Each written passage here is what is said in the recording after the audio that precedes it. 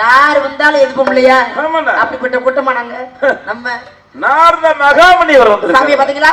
பார்த்தேன். நான் பார்க்கணுமா இல்லையா? சாமியை கூப்பிடுங்க.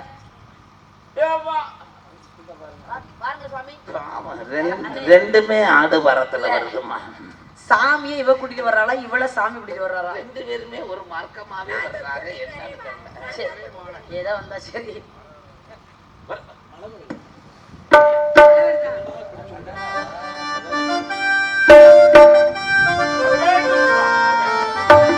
வருகே தவமுடிகே வருகே தவமுடிகே வடமட்ட மலரிகே வந்திடே காண்பே பாவி கண்டபிறவே கரந்தர மகரிகே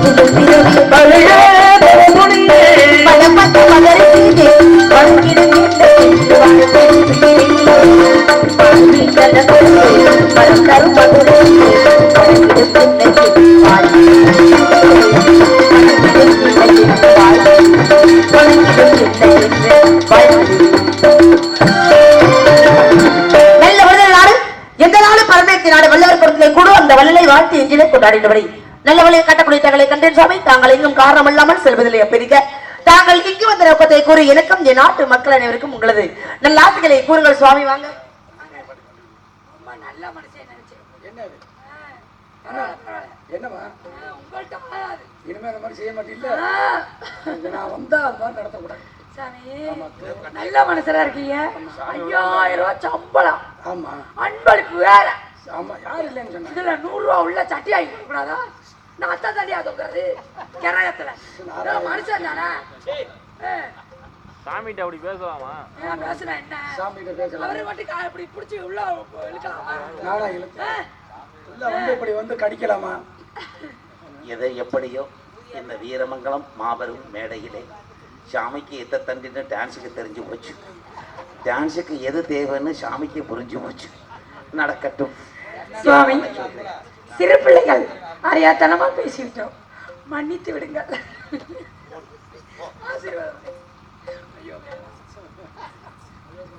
சுவாமி சொல்லுங்க.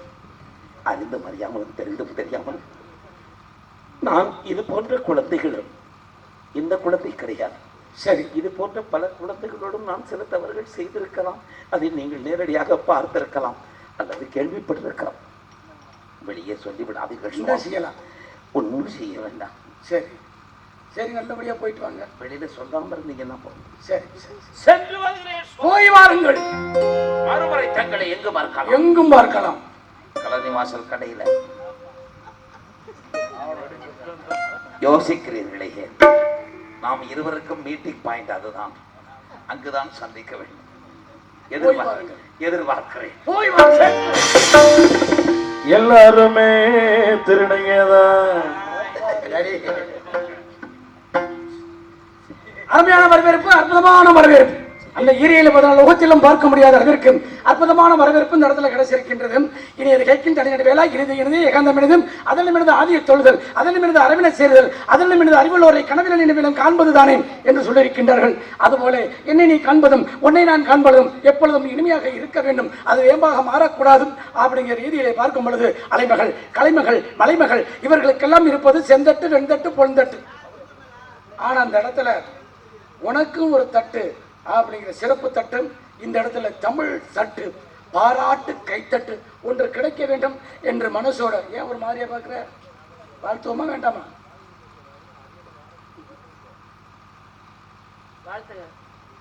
வாழ்த்துங்கள்னா இல்ல உங்களுக்கு நாரதர் மகரிஷி உங்களுக்கு இந்த பெண்ணை வாழ்த்தலாமா வேண்டாமா உங்களுக்கு தெரியாதா? என்கிட்ட கேட்டுதான் நீங்க வாழ்த்துவீங்களா? வாழ்த்துவா வேண்டாமா? இல்லையே, பார்வை சரியில்லையே. இல்ல இது என்ன பார்த்தா குத்தமா? இப்பதான் வர்றீங்க வாங்க, நான் பேச ஆரம்பிக்கவே இல்லை, அதுக்கப்புறமா இருக்கு. குறுப்பாக கோடி நன்மை. குருன்னு பார்த்தா ஆமா ஆமா சரி. அப்படிப்பட்ட வாழ்த்துக்கள். பூவரையும் பூங்கோடியே பூவரையும் பூமகளே பூமாலை போடவா என் மகளே வாழ்கவென்று பாமாலை பாடவா பாமாலை பாடவா.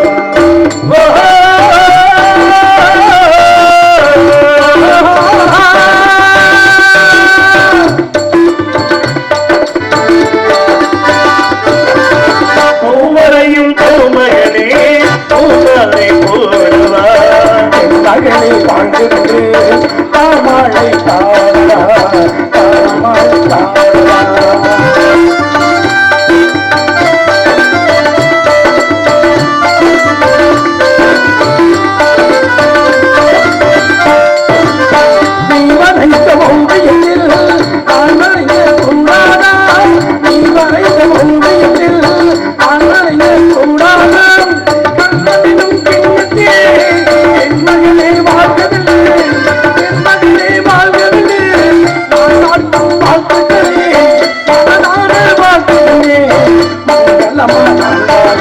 பூவரையும் பூமகளே பூமாலை போடவா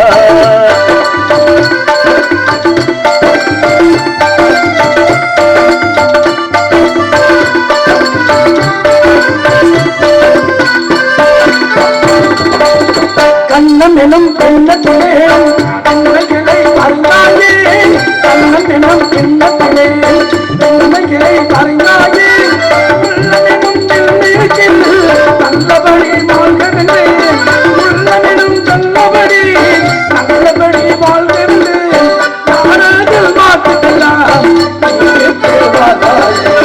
பூவரையும் பூமகளே பூமாலை போடவா பெண்மகனே வாழ்கவென்று பாமாலை பாடவா பாமாலை பாடவா.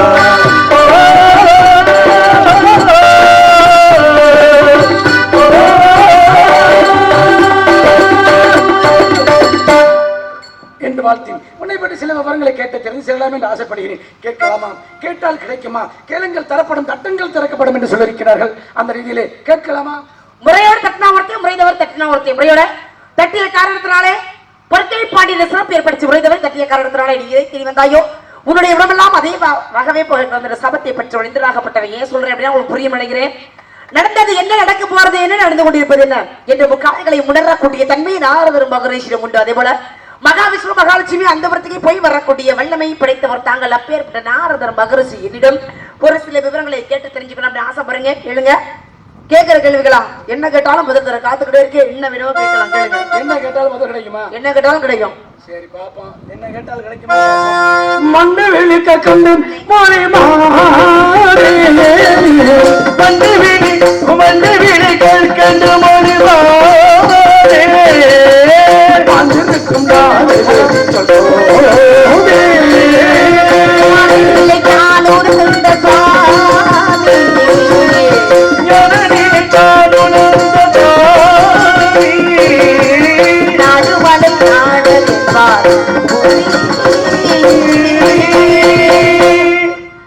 தந்தை பேர் என்னமா? நம்பிராஜன். தாய் பெயர் நங்கை மோகினி. உண்மையர் பள்ளி வந்திருப்பது காவலுக்கு. என்ன காவல்? திரை காவல். என்ன திரை? கருத்திரை செந்திரை. கருந்திரையாருக்கு செந்திரையாருக்கு. கருந்திரை எங்களுக்கு செந்திரை முருகனுக்கு. சரி, முருகப்பெருமானுக்கு ஏன் சிந்தனையை கொடுக்குறீங்க? குளிர்ச்சி தரக்கூடியது, அதனால என்னுடைய குல தெய்வம் எப்பொழுதுமே குளிர்ச்சியாக இருக்க வேண்டும் என்பதற்காக சிந்தனையை கொண்டு போய் படைக்கிறேன். முருகப்பெருமான் குல தெய்வம். ஆமா.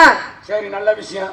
இனிதானே இருக்கு தெய்வம் யாரு, மனிதன் யாரு, பிறக்க போறது என்ன, நடக்க போறது என்ன அப்படிங்கிற விஷயம் எதை கேட்டாலும் சொல்ல தைரியம் இருக்கு அப்படின்னு சொல்லிட்டேன். அப்படியே போங்க, நீங்க எல்லாம் எடுப்போங்க, கிளம்புங்க. சத்தம் கேட்டாலும் வராது இங்க. சத்தம் கேட்டாலும் அடிப்படை சத்தம் கேட்டாலும் வராது. சரி, பரவாயில்லை. அருமையான விஷயம், அற்புதமான விஷயம். எதை கேட்டாலும் நான் தருவேன், எடுத்து தருவேன், எடுத்து சொல்லுவேன், பேசுவேன் அப்படிங்கிற ரீதியில இருக்காங்க. கண்டிப்பாக இவ்வளவு விவரம் கேட்டுட்டேன். வந்துரும்போது காவலுக்கும் தெரிஞ்சுக்கிட்டேன். இப்ப இந்த இடத்துல எவ்வளவு நாள் காவல் காக்க முடியும்? எவ்வளவு நாள் காவல்? எள்ளும் திளையும் 30 நாள் 70 நாள். சரி, இப்ப 70 நாள் உன்னால காவல் காக்க முடியுமா? 70 நாள் காக்க முடியாது. அப்ப எத்தனை நாள்? 3 நாள். ஒரு பெண்மைக்கு உரிய தன்மையே அதுதான். சரி, ஒரு 3 நாட்கள் காக்க முடியாது வாதத்தில். 3 நாள் காக்க முடியாது. ஆமா. இப்ப என்ன கேட்டாலும் என்னால பதில் என்ன கேட்டாலும் பதில் தர முடியும். நல்ல விஷயம். தலையை பத்தி கேட்க போறேன். எடுத்த உடனே தலையை பத்தினாக்க என்ன தலையில இருந்து அவனு புரியலையே. ஆபத்துக்கு உதவா பிள்ளை, அரம்பசிக்கு உதவா அன்னம், பாபதத்தீரா தண்ணீர், தரத்திரமரியா, பெண்டீர், கோபத்தை அடக்க, ஏந்தன், குறுமொழி கொள்ளலாம், சீடன், பாபதத்தீரா, தீர்த்தம், பயனில்லை. ஏழுமே இருந்து இந்த உலகத்துல பயன் இல்லைன்னு சொல்லியிருக்காங்க. தவத்திற்கு ஒருவர், தமிழுக்கு இருவர், குணத்திற்கு மூவர், சமத்திற்கு நால்வர், சகலத்திற்கும் ஐவர், சுவைகள் 6, சுரங்கள் 7, திக்குகள் 8, நவக்கிரகங்கள் 9, பசி வந்தா 10 பறக்கும் இருக்கேன். யுகங்கள் 7 அப்படின்னு சொன்னா நீ ஒத்துக்கிடுவியா? யுகங்கள் 4 கொண்டே விடுவேன். பார்த்து பேசுற முதல்ல. யார் பேசுற? சண்டேத்தனமா நான் அப்படி பேசுவேன், இப்படி பேசுவேன். செயல்பாட்டுல இருந்தா பார்த்தாது, பேச்சுல இருந்தா பார்த்தாது. படிச்ச பெண்ணா 7 தான் வருவா. செயல்பாட்டுல காமிக்கிற முதல்ல. அடிக்காத பிள்ளைங்க 7 சொன்னா ஒத்துக்குறவா? பேச்சறிவு தெரிஞ்சிருந்தா பேச்சறி பாருங்க முதல்ல. அதிக பேச பேச்சறி பாருங்க. நீங்க பேசுறீங்க. யுகங்கள் 4 பேசுறீங்கல்ல. அப்ப நான் பேசணும்னாலே நான் பேசணும், நீங்க சரியா சொல்லணும். சரியா சொல்லல அப்படினாக்க என்னத்துக்கு வந்தீங்க? நான் அப்படித்தான் பேசுவேன். பாத்துக்கு சும்மா எதை வேணாலும் இருங்க, எதை வேணாலும் எதை பேச வேண்டும், எங்க பேச வேண்டும் முறை இருக்குது. கலையிலே சிறந்த கலை எதை சொல்லி வச்சிருக்காங்க அப்படின்னாக்க நம்ம பேச்சு கலை தான் சிறந்த கலை, பேசக்கூடிய கலை தான் சிறந்த கலை. அதே ஒரு விஷயம் நல்லா பேசுமா, நல்லா பேசுமா. ஒரு விஷயம் கேளு. அத தெரிஞ்ச விஷயமா பெண்ணா இருந்தா 7ன்னு சொன்னா ஒத்துக்க மாட்டாங்க. ஆனா தெரியாத பெண்களா இருந்தா 7ன்னு சொன்னா ஒத்துக்கிட்டு போயிருவாங்க. நான் எதுக்கு நான் விட்டு பாப்பேன். இவங்கள் 4 திரேதாயுகம் துபாரயுகம் கலியுகம். இருமா, நான் திருப்பி கேட்டுக்கணும் உன்னைய. கேள்வி கேட்க கூடாது, கேள்வி கேட்காம சொல்லணும். ஆரம்பமே பிரச்சனை இருங்க முதல்ல. நீ முந்த கூட நீங்க பேசுறீங்க வாதி பிரதிவாதி. நீங்க யுகங்கள் 4 அப்ப நான் எத்தனைமா என்னன்னு நான் கேட்டா தான் நீ பதில் சொல்லணும். நீங்க கேட்டதா நான் பதில் சொல்லணுமா? அப்ப நீங்க கேட்டா ஆமா போடவா, நீங்க கேட்டதுக்கு மட்டும் பதில சொல்லிட்டு போகாம நான் வர கிடையாது. சரிங்களா? எனக்கும் பேசக்கூடிய தன்மை உண்டு. நானும் பேசுவேன், நானும் கேள்விகளை கேட்பேன். நான் பேசக்கூடியதற்கு எதிர்த்து பேசக்கூடிய திறமை இருக்கணும் உங்ககிட்ட. முதல்ல கிரேதயுகத்துல என்ன நடந்துச்சு? கிரேதயுகத்துல என்ன நடந்துச்சு? திரேதாயுகத்திலே என்ன நடந்துச்சு? அர்ச்சந்திராபரணம். திரேதயுகத்துல ராமாயணம், துவாபர யுகத்துல மகாபாரதம், கலியுகத்துல கந்த புராணம் நடந்து கொண்டே இருக்கிறது. முதல் யுகத்துக்கு எத்தனை வருட கணக்கு? 11,28,000. இரண்டாவது யுகத்துக்கு 12,96. மூன்றாவது யுகத்துக்கு 8,64. நான்காவது யுகம் 4,32. இதை சேர்த்தா மொத்தமா கூட்டினா என்ன? 43,20,000 வருடங்களை கொண்டது ஒரு சதுரயுகம். சேர நாடு, சோழ நாடு, பாண்டிய நாடு எங்கள் தொண்டை நாடு. சேர நாடு வேளமுடைத்து, பாண்டிய நாடு முத்துடைத்து, சோழ நாடு சோறு உடைத்து, எங்க தொண்டை நாட்டை மட்டும்தான் சான்றோர் உடைத்துன்னு சொல்லி வச்சிருக்காங்க. காரணம் தெரியுமா? சான்றோர் உடைத்துனா என்ன? காரணம் என்னன்னு தெரியுமா? படித்த அறிவாளிகளும் மேதைகளும் இருக்கக்கூடிய இடம் எங்களுடைய தொண்டை நாடு. தொண்டை நாடு. மற்ற நாடுகள் எல்லாம் சான்றோர்கள் பேச்சை எப்படி, அதனாலதான் ஆரம்பத்தை சொல்லி பேச்சை எப்படி பேசுறது பேசுறது உங்களுக்கு நல்லது. சான்றோர்கள் உடைத்து எங்க நாட்டுல தான் படிச்சவங்க இருக்கிறாங்க அப்படின்னா மற்ற நாட்டுல எல்லாம் கிடையாது. நெற்றிக்கண் திறப்பினும் குற்றம் குற்றமே சொன்னாரு யாரு? நக்கீரராகப்பட்டவர். எங்கே பிறக்கப்பட்டவர்? எங்கே? மதுரை. மதுரை பாண்டிய நாடா இல்லையா? அவருக்கு பெருமை உண்டா இல்லையா? கம்பன் வீட்டு கட்டு தெரியும் கவிபாடும் இருக்கான்ல. யார் சொன்னது? சோழ நாட்டில் நடந்தது. கம்பன் வீட்டு தெரியும் கட்டு பாடும் கட்டு தறி கவி பாடுவா? அந்த கட்டுத்தரையில் பெண்ணாகப்பட்டவள் பாடுகின்றார். அதான் சேர்வார் இடத்துல சேர வேண்டும். அப்ப சேர நாடு வேளம் முளைத்துன்னு சொல்லுவாங்க. என்ன காரணம்? வேளம் முளைத்தன. வேளம்னா என்ன? என்ன? யானை தந்தங்கள் அதிகமாக இருக்கக்கூடிய பகுதி. அது ஒரு விஷயம். அப்ப சேரன் செங்குட்டுவன் எங்க வந்தார் சொல்லுங்க? உலகத்துல முதலாக கண்ணகிக்கு சிலை வைத்தவர் அவர் எங்க பிறந்தவர்? அவர் இந்த சேர நாடுன்னு சொல்றீங்க. சிலப்பதிகாரத்தை எழுதினாரு இளங்கோவடிகள். அவர் எங்க பிறந்தது? அங்கேயே அவர் அங்கேயே பிறந்தார். எப்படி இருக்கு? இப்ப இத்தனை பேரை சொல்லி வந்திருக்கு. இத்தனை பேருக்கும் இத்தனை நாட்டுக்கும் சிறப்பு இருக்கா இல்லையா? எந்த நாட்டுனா எந்த நாட்டுக்கும் சிறப்பு கிடையாது நான் சொல்ல வரல. ஒவ்வொரு நாட்டுக்கும் ஒவ்வொரு சிறப்பு உண்டு. ஆனா என்னுடைய நாடு அதை விட மிக மிக சிறப்பான ஒரு நாடு. அப்படின்னு கேட்டா நீங்க என்ன கேட்கணும் தெரியுமா? சேர நாடு எங்க இருக்குன்றியா? அது ஒரு விஷயம். இப்ப சோழ நாடு இங்க இருக்கின்ற சோழ நாட்டுக்குள்ளதான் எந்த நாடு இருக்கு? சோழ நாட்டில இருந்து பிரிக்கப்பட்டதான் எங்கள் தொண்டை நாடு. தொண்டை நாடு. அப்ப 5 நாட்டுல இருந்து பிரிக்கப்பட்டிருக்குல்ல. அப்ப சோழ நாடுன்னு ஏன் பேர் வந்துச்சு? சோழ நாடுன்னு ஏன் பேர் வந்துச்சு? சோழ நாடு சோறு எடுத்து தஞ்சை நெற்களஞ்சியம் வேளாண்மை செழித்தோங்கி வளரக்கூடியது. இங்க மழை பெய்தாலும் பெய்யல அப்படின்னு சொன்னாலும் அங்க எப்பொழுதுமே எல்லாமே இயற்கையாக என்ன நடக்குமோ அது இயற்கையாக நடந்து கொண்டிருக்கிறது.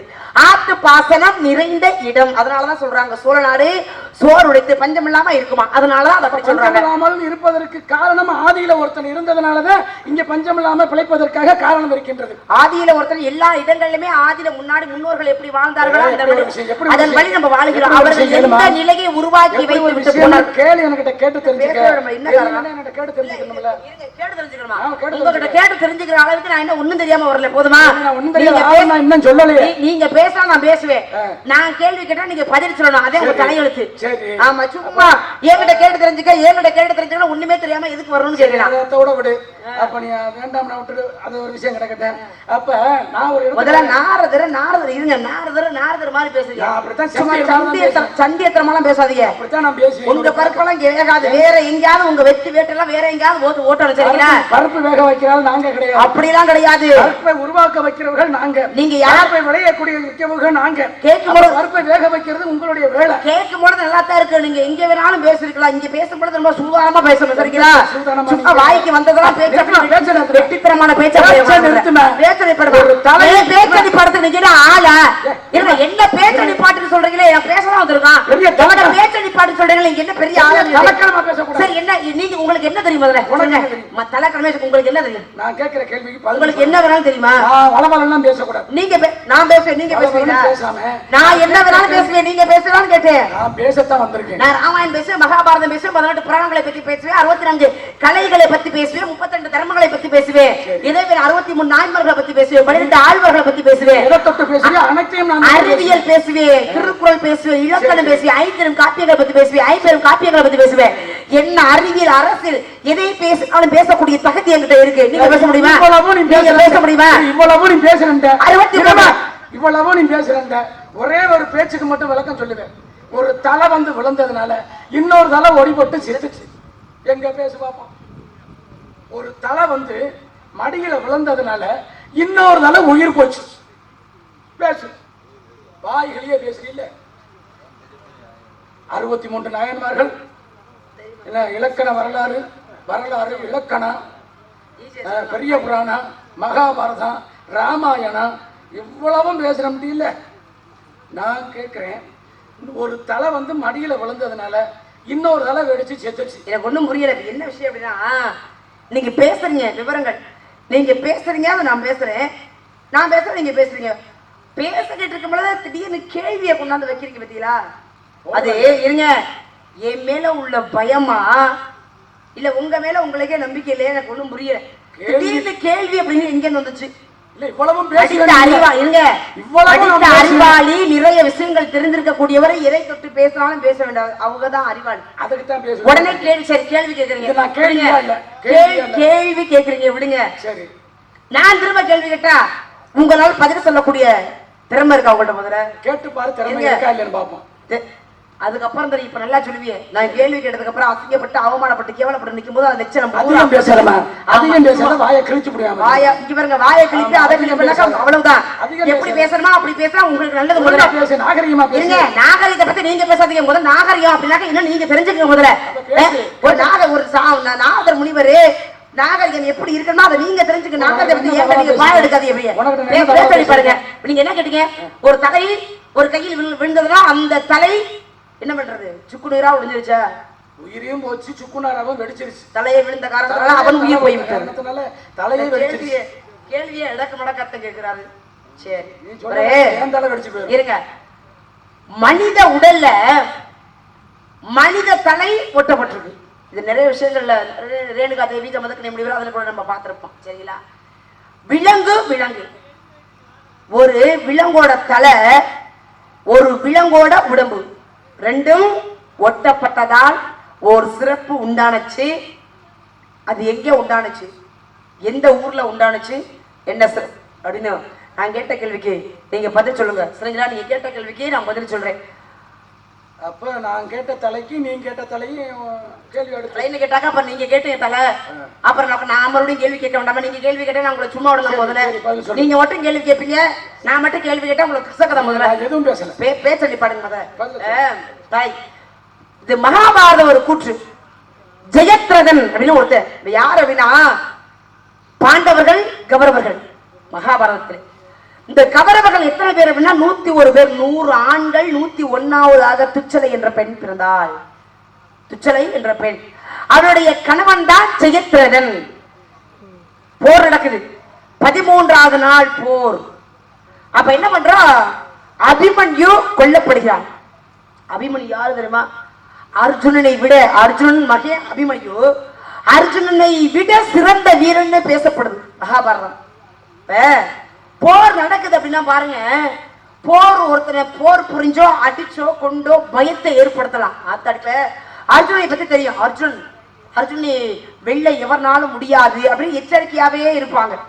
ஆனா அபிமன்யுவை பத்தி தெரியாது. ஏன்னா அபிமன்யு என்ன செய்ய போகிறான், எப்ப செய்வானே தெரியாது. அப்படி பார்க்கும் பொழுதே பயத்தை கொடுக்கக்கூடியவன் அபிமன்யு. அந்த அபிமன்யு வஞ்சகத்தால் என்ன பண்றாங்க, கொல்லப்படுகிறான். ஒரு சக்கரம் அமைக்கப்படுது, பத்ம யுகம்னு சொல்லலாம். அப்படி ஒரு சக்கரம். அப்புறம் என்ன எப்படி நடக்குது அப்படின்னா, எவன் ஒருவன் பெரிய வீரனாக இருக்கிறானோ இவன் நம்ம அழிக்கணும் அப்படின்னாக்க என்ன பண்ணணும், அந்த சக்கர வீகம், பத்ம வீகம் சொல்லலாம், சக்கர வீகம் சொல்லலாம். அந்த சக்கர வீகம் அமைத்து அதுக்குள்ளே வரவர்களை உள்ளருக்கு போனவங்க யாரும் திரும்ப வர முடியாது. அப்பேற்பட்ட ஒரு சக்கர வீகம். அதுக்குள்ள வரவர்களை வைத்து சரமாரியாக அவனை குத்தி ஏதோ ஒன்று போர் செய்து கொலை செய்வதுதான் அந்த ஒரு நிபந்தனை. அவன் என்ன சொல்றா, அபிமன்யு அங்கேருந்து வர. அபிமன்யு என்ன சக்கர வீகத்துல போக தெரியும், திரும்ப வர தெரியாது. ஆனா போக தெரியும், போயிட்டான், திரும்ப வர தெரியல. உள்ள இருக்க வஞ்சகத்தால் என்ன பண்றான், ஒரு 4-5 பேரு சேர்ந்து கொல்லப்படுகிறான். யாரு, அபிமன்யு. இந்த செய்தி கேட்கிறது அர்ஜுனனுக்கும் கிருஷ்ணனுக்கும். அர்ஜுனுடைய மையம்தான் அபிமன்யு கேட்குது. அப்ப என்ன சொல்றான், இங்கேருந்து வர்றான். வந்து காரணம் என்ன அப்படின்னு பார்க்கலாம். அப்பதான் யாரு கொலை செய்தார்களோ அவங்களை விட யாரு கொலை செய்ய தூண்டுகிறானோ அவனுக்கு தானா தண்டனை அதிகம். அவன் பார்த்தான் யாரு அப்படி பார்க்கும் போதா, இது எல்லாத்துக்குமே காரணம் ஜெயத்ரதன். ஏன் அப்படின்னா உள்ள அபிமன்யு உள்ள போயிட்டான். உள்ள போன உடனே பின்னாடி எல்லாருமே பாண்டவர்கள் போறாங்க. அவன் போயிட்டா, சின்ன பிள்ளை ஒண்ணும் தெரியாது அப்படின்னு பின்னாடியே போறாங்க. ஆனா உள்ள இருக்க போக விடாம எல்லாத்தையும் தடுத்து நிறுத்தியவன் ஒரே ஆளு ஜெயத்ரதன். அதுதான் சொல்றாரு, ஒரே நாள்ல அவன் உயிரை நான் எடுப்பேன். சூரியன் மறைவதற்குள்ள அவன் உயிரை நான் எடுப்பேன் சபதம் போட்டான். யார், அர்ஜுனாகப்பட்டவன். அதே மாதிரி எடுத்தான். அப்பதான் பார்க்க, அப்ப அவனுடைய உயிர் எப்படி போகும், தன்னுடைய தகப்பன் இருக்கான் பார்த்தீங்களா, 7 வயதிலேயே ஜெயத்ரதனை நாட்டை கொடுத்து மன்னனாக நியமித்து வைத்து போயிட்டான் காட்டுக்கு தவம் செய்ய. ஏன் தவம் செய்ய போறான், தன் மகன் மீது அளவுக்கு அதிகமான ஒரு பாசம். எல்லாத்துக்கும் பாசம் இருக்கும் பிள்ளைங்க மேல. ஆனா அவனுடைய பாசம் சொல்லவே முடியாத ஒரு பாசம். எப்பொழுது மையம் இப்படித்தான் இருக்கணும், யார் கையிலையும் சாகக்கூடாது, இப்படித்தான் சாகாவரம் வேண்டும் அப்படின்னு போய் தவம் இருக்கான். நம்ம மகன் தலையை எவன் எடுக்கிறானோ அவன் தலை சுக்குநூறாக வெடிக்க கடவுது அப்படின்னு ஒரு வரத்தை கேட்கிறான். அப்ப ஊர் உலகம் எல்லாத்துக்கும் தெரியுது, ஜெயத்ரதனை எதுவும் பண்ண முடியாது. அவனை எதிர்த்தாக்க நம்ம தலை வெடிச்சு போய் நம்ம செத்து போயிடும், தேவையில்லை, யாருமே பக்கத்துல வர மாட்டாங்க. அப்ப அபிமன்யு கொல்லப்படுகிறான். அப்ப கோபம் கொண்டு அர்ஜுனன் என்ன பண்றான், அப்ப இவன் தலையை நான் எடுக்க வேண்டும் அப்படின்னு சொல்லும்போது அப்பதான் கிருஷ்ணனுக்கு இந்த விஷயம் எல்லாமே தெரியும். அப்பதான் சொல்றாரு, அர்ஜுனா இவன் தலையை எடுப்பது சாதாரணம் அல்ல. தலையை எடுத்தா கீழே விழக்கூடாது.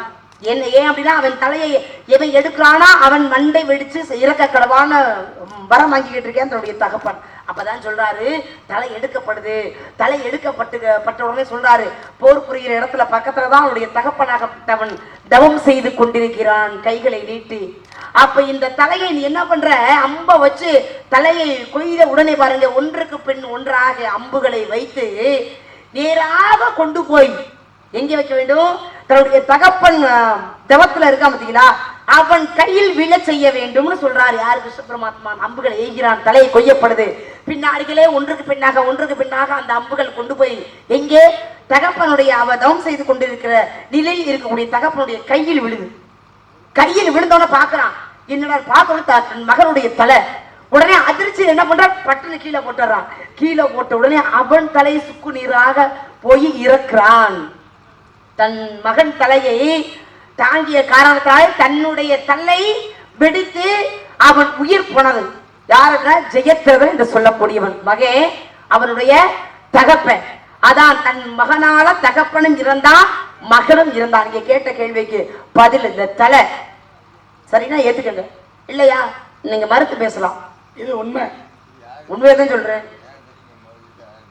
இது சத்தியமா உண்மையா? அது தெரியுமா உங்களுக்கு? இல்ல சேமணிகண்டன் அவங்க இருங்க, அண்ணன். உங்களுக்கு தெரிஞ்சா நீங்க சொல்ல வேண்டியது. சும்மா முன்னாடி படுத்துக்கிட்டு இருங்க, நாடகத்தை கெடுக்காதீங்க. எங்களுக்கு அது தெரியும் இது தெரியும் அப்படின்னாக்கா அப்புறம் எதுக்கு நாங்க வந்திருக்கோம்? வந்ததுலேருந்து நீங்க தான் சொல்லிட்டு தான் இருக்கீங்க. அவ்வளவு பேர் நாடகம் பாக்குறாங்க, அமைதியான முறையில நல்லா ரசிக்கிறாங்க, நல்லா பாக்குறாங்க. உங்களுக்கு மட்டும் என்ன தெரிஞ்சாக்கா நீங்க தெரிஞ்சவரை எந்திரிச்சு போங்க. யாரும் கேட்க மாட்டேங்கிறாங்க. தெரிஞ்சவர் உங்களுக்கு தெரியும்னாக்கா நீங்க நாடகம் பார்க்க வேணாம். தெரிஞ்ச உங்களுக்கு விஷயத்த சொல்லணும் அவசியம் கிடையாது.